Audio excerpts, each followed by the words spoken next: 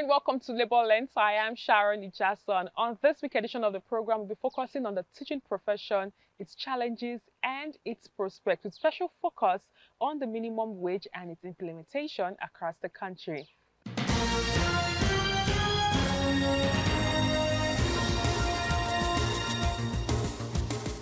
Nigeria's education sector has considerably suffered neglect due to poor policy implementation and lack of planning, but now it has appeared to be enjoying a reasonable amount under President Tinubu's administration. Hundreds of educators, officials and partners gathered at Eagle Square, Abuja for the 2025 World Teachers' Day and President Teachers and School Excellence Awards.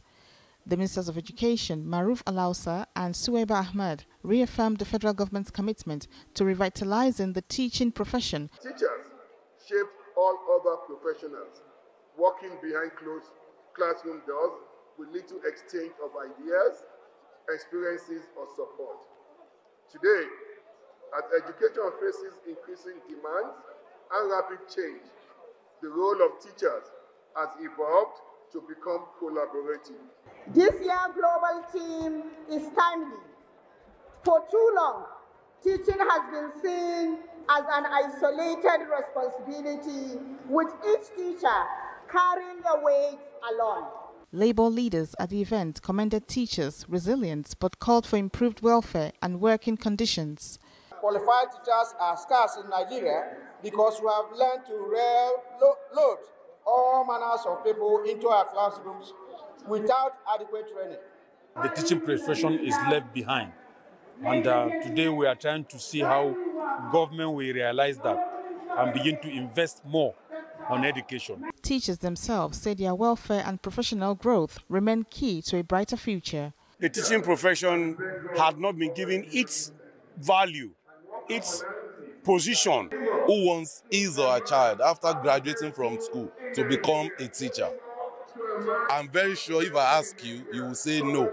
As the nation celebrates its teachers, the federal government says collaboration and continuous professional development will remain central to Nigeria's quest for quality education.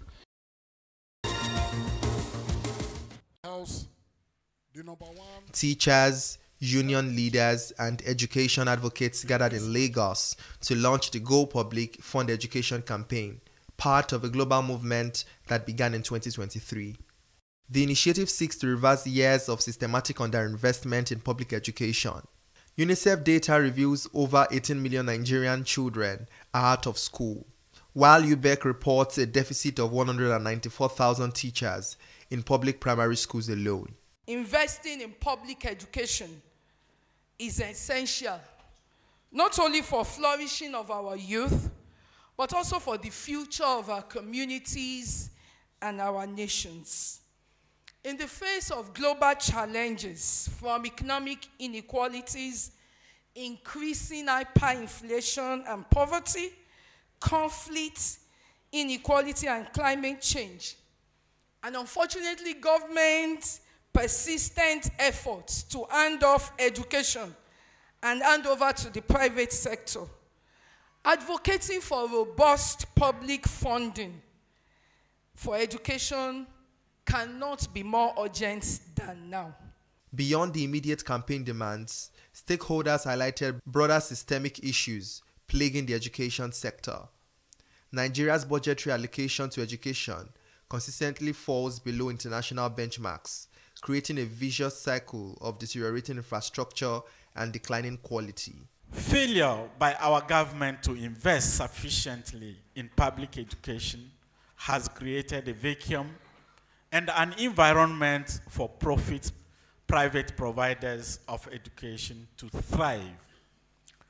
We have seen a proliferation of various forms of profit private providers, ranging from the so-called low-cost private schools, which are actually costly, very costly to parents, to elitist private schools, not accessible to the vast majority, and international school chains such as Bridge International Academies. When you commercialize education, you are not promoting efficiency. You are auctioning the future of the nation to the highest bidder. They tell us there's no money to fund public education.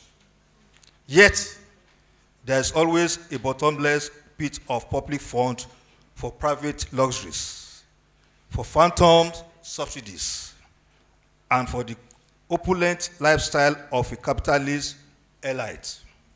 This is not a crisis of resources.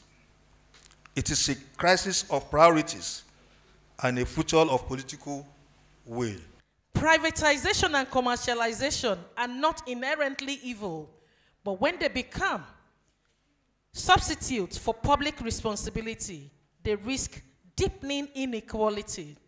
They risk creating a two-tiered system where quality education becomes the preserve of the few, while the many are left with what remains. Campaign organizers vowed to sustain pressure on government across all states, warning that without immediate action, Nigeria faces the prospect of losing an entire generation to educational neglect. Solidarity!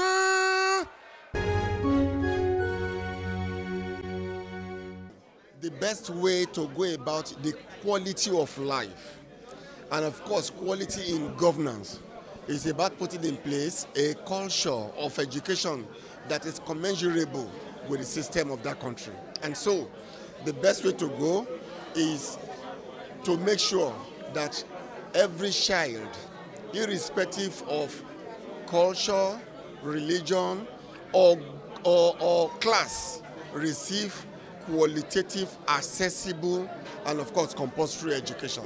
And so for Nigeria, I quite appreciate that because it is entrenched in our constitution. Funding of education has to be borne by every tier of government, right from local to the state and to the federal, because this is the only asset that any nation can bequeath to its future generation. This is the only asset that any responsible nation can be used to establish fairness, justice, and equity in a society. It is only education that can bring the children of the poor and that of the rich together. The rights of our children, both the children of the rich and the poor, are given that very opportunity and access to quality education. And that can only happen when government takes it as its own core responsibility to fund public education. In Nigeria, what we've come to know, and the statistics abound, that private schools outnumber that of public schools. In our days, when you hear of private school, it was like an aberration. Today, private schools have taken all over. And we are saying that that is not the best we can do to these children, who are our future leaders. And if government is serious about the future of the children of this country, we can do more by way of funding and investing in public education. On the profile interview segment this week, I'll be speaking with the national president of the Nigerian Union of Teachers. It tells me it's expedient for teachers to be rewarded accordingly, while emphasizing the need for some state governments yet to implement the new national minimum wage for teachers to do so to avoid an industrial action. It's good to have you on the program. Thank you, Sharon, and you're welcome. Like I said, it's my first time in your office. Sure. We meet in every other part of town. Yes, without yes. being in your office. Sure. We meet outside my office. We meet maybe in NLC, at NLC. We meet even outside the country in Geneva. We met last time in Geneva. At times in Lagos. Today you are in my office. Yes, I'm happy to be here. Thank you. You're welcome. Thank you. Very quickly, I would like us to talk about the minimum wage. Currently, the federal government the organized private sector and labor itself were able to agree to 70,000 naira as the minimum wage. What has been your assessment? We have some state governors that are already paying as much as 100,000 naira. What is your assessment so far as regards the implementation of the new national minimum wage, which is almost due for a renegotiation? Yeah, thank you for this very important question. And as I said, you're welcome to my office, the headquarters of Nigerian Union of Teachers. Regarding the issue of minimum wage, I will say thank God, but as of today, the 70,000 naira minimum wage that we so agree with government, to an extent, has been overtaken by event. If you look at the economic situation of the country, minimum wage of 70,000 naira, as at this moment, I would say clearly, is nothing to write home about, going by the indices of the inflation that is all over the country. Cost of living is high, more especially to people working within the open city. Take, for example, in Abuja, if you pay a civil servant a minimum of 70,000, I begin to wonder where this could take him to. At times, if I come to the office and I find maybe few of them in the office, I find it difficult to ask questions because I know the situation. So it becomes obvious that a vehicle need to be provided for them. I had to position one of our buses that is plying that route, Gwagwalada, Lugbe, at least to ease the transportation aspect for them. And as it were, so far so good about the implementation. It has been implemented. Which you're actually the person in charge of the implementation sure, of the that's why I'm taking you to. Yes, I will say, to God be the glory, this is the first of its kind that minimum wage pronouncement was made, and government at the center, at the state, and to an extent at the local government key into the implementation without much hesitation. We are aware earlier before now, when minimum wage is being pronounced, you will see state not implementing, local government not implementing, or state are implementing for state civil servants, then allowing the local government to continue to linger for years and stuff like that. But with this one, when we are able to take statistics, we are made to understand that within the pronouncement period of about 1 to 3 months, over 70% of our states and the federal government implemented.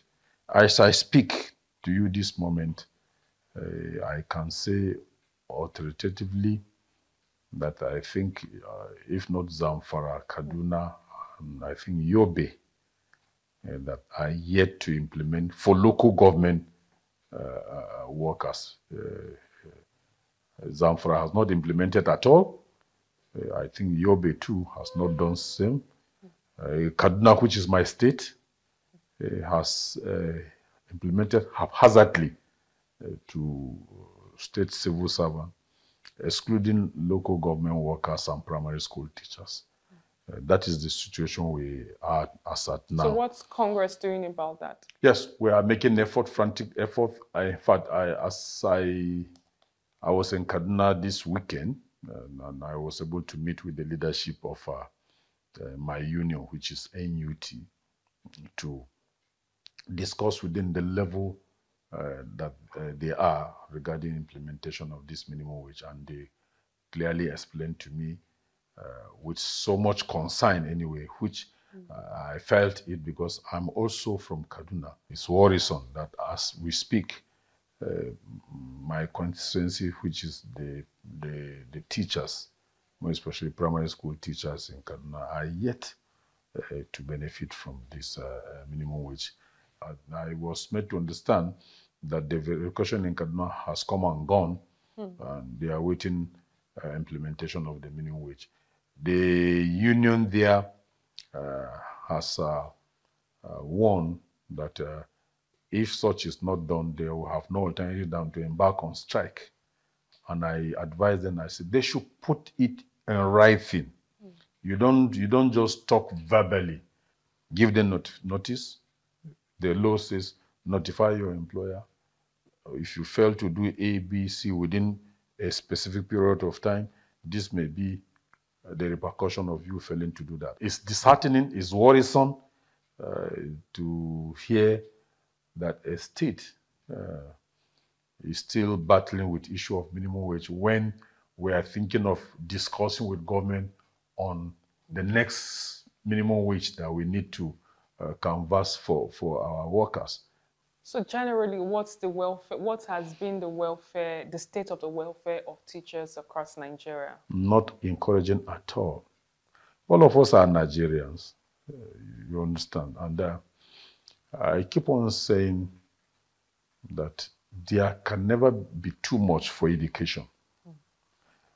There can never be a situation whereby you said you have expanded sufficient or enough resources, not sufficient, enough resources to education. No. Certainly, we have not gotten anywhere. That's just it. Teachers supposed to be placed on a special salary.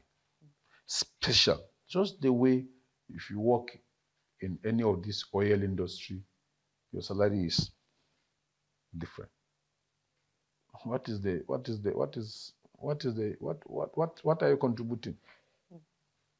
Those people that are working in the oil industry were taught by teachers. Then you are relegating the person that must have imparted that knowledge to that person that calls himself maybe an engineer or a technician or whatever. Because he was in the oil industry, you pay him a huge amount of money. Forgetting about that person that must have impacted that knowledge. Let me give you a small instance that is disgraceful. I'm yet to speak about it. Of recent, we saw this young girl that came first from Yobe State in English all over the world. Right?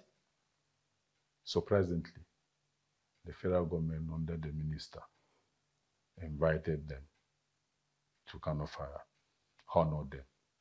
200,000 naira was what the federal government gave that girl. 200,000 naira. So forth. And aside from that, what about the teacher that must have taught her? Where does he belong to? It was silent. Does she got that knowledge from the blues? Certainly no. I was expecting the government to say, who is the English teacher? Let's encourage such thing. You understand me? Where now is the encouragement?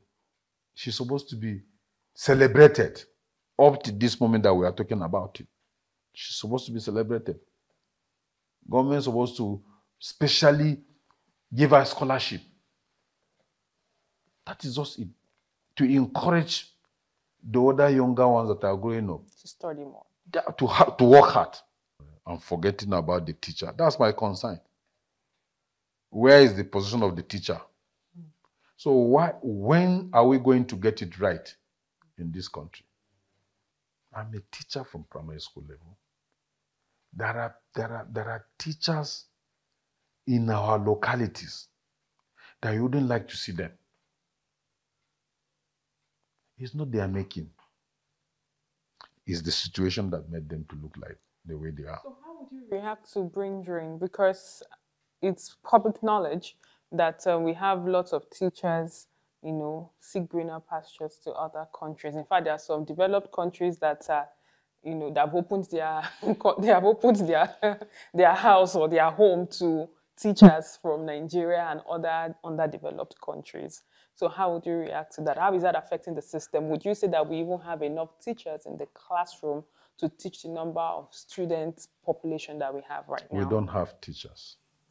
We don't have teachers. There are places, there are schools, even within my state, that you find out that it is only the teacher that is there as the classroom teacher, as the headmaster, with maybe 3, 4, 5 blocks of classroom or 6 blocks of classroom. If you go there, you say, where's the teacher? I'm the teacher. Where's the headmaster? I'm the headmaster. Where's the security guard? I'm the security guard. Only one person. Teachers in Nigeria can perform anywhere in the world. And that is why you see them going out of the country. By His grace, by the position that God has given us to lead Nigerian teachers, we've traveled all over. We've gone. We've seen how systems work. We've seen how education works outside the shoe of this country. We've seen how teachers are well taken care of. Just FCT had to go on 3-month strike, shamefully, this federal capital, because of minimum wage, 70,000 naira minimum wage. There was no education for primary education for 3 months. If not of reason, people went on strike. And between this strike period, only God knows some of the teachers that must have found the greener pasture and left. How can you dehumanize the teacher to the level that he must go on strike before you listen to him and you say you want the system to work? If government want to stop brain drain, then government need to do the needful. Government had to concentrate on education. They had to put in a lot of resources to make sure that you return. We had a lot of proposals which we brought out to government some years back. A special salary structure for teachers, housing unit for housing estate for teachers, special allowance, good, you know, all those things. Yeah, for teachers, and even special bonuses for students that are ready to read education, just to encourage them because they want to become teachers and all whatnot. None. The only thing that was it was part of it was this elongation of service from 35 to 40 years of service, from 60 to 65 years of each. That was the only thing that was that has gone far. As I speak, I think about 24 states so far have implemented that, and it stops there. Okay, let's talk about the federal government rolling out new curriculum. How is the Nigerian Union of Teachers, you know, responding to this? Good and fine. Curriculum naturally has to go with the new trend because we are living in an evolving world, and what you do years back maybe archaic to what is happening now. And as teachers, we are ready for any curriculum that we will be par with world best practice. All over the world, the people are beginning to shift from one stage to the other. We should be seen going along with what is happening. I remember years back, we have this, even in our school, when we were in secondary school, we have what we call technical department, where you will be taught some technical thing, woodwork, metal work, and all whatnot. I don't think that those things are still there. So curriculum adjustment or development is very, very important so that we can be able to at least go with what the world all over is talking about.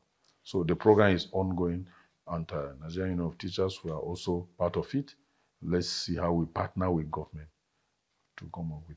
But funding, you see me repeating. Let us not go and do things and go and keep them, because no any change can be able to be successful without sufficient funding. Funding and follow-up. Funding and follow-up. Backup. On a final note, there's been a lot of conversation as regards evaluation of students in Nigeria. And in this year, 2025, Nigerian students did not find it funny with examiners, be it WAEC or JAM. We don't know of NECO. But for WAEC and JAM, it was horrible. Students actually have to re-upload their results, just to seek for admission. What are your observations about this? Does NUT actually have any recommendations going forward? We have a lot of recommendations strengthening the system. We are in a digital environment. You understand me? And once you say you want to go digital, if you're not careful, you'll be messed up. So my own little decision was to kind of advise JAM to strengthen their internal protection about examination and all whatnot, because people can sabotage. It's clear.